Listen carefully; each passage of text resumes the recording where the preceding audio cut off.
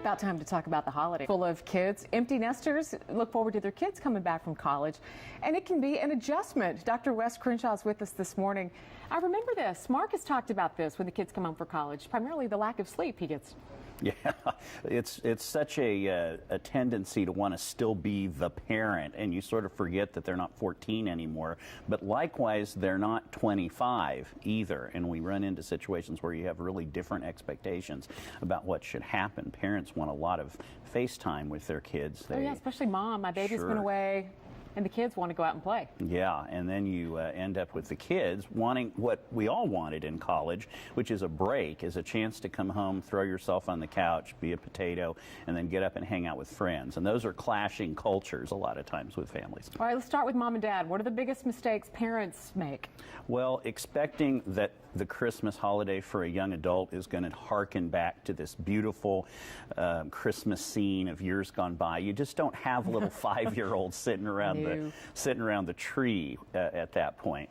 And it's also this idea that the kids will cherish coming home as much as the parents cherish having the kids there. That will be true. Kids are often homesick at Christmas, but when they get home, that lasts right around 42 minutes. And then they're out the door. Exactly. With their buddies. Exactly. They've had their fix of loving parenting, and they're ready to go, and the parents aren't done yet with that experience. Oh, yeah, and I remember wanting to see all my high school friends who'd gone off to other schools. Sure. So. And that's a big part of it. I mean, it isn't incidental that they like to do that. It's important. They need to reconnect with home, and home is more than, of course, where the hearth is. So. Any other unrealistic expectations that parents tend to have?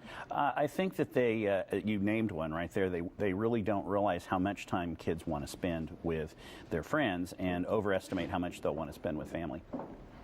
Okay.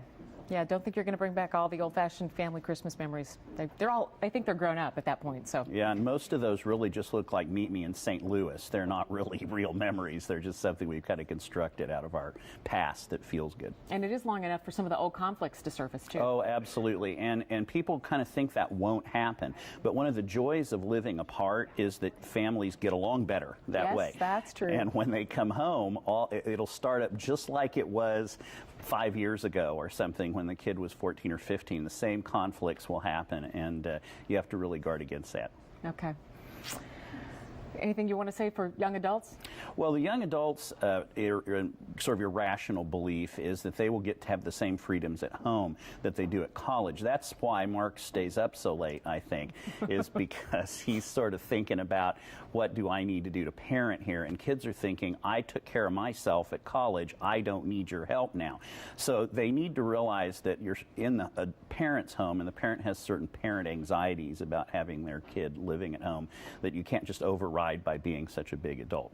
And they also have an unrealistic expectation of not spending time with family. Kids need to step back. Part of growing up is thinking more of others and less of yourself. And that means you have to take the time for family, even if that's not the number one thing on your list. A little more give and take there. You can contact Dr. Crenshaw online. He's always great if you've got questions. Dr-Wes.com. He's based in Lawrence. Phone number's there on your screen. And you can also follow him on Twitter at Wes Crenshaw, PhD.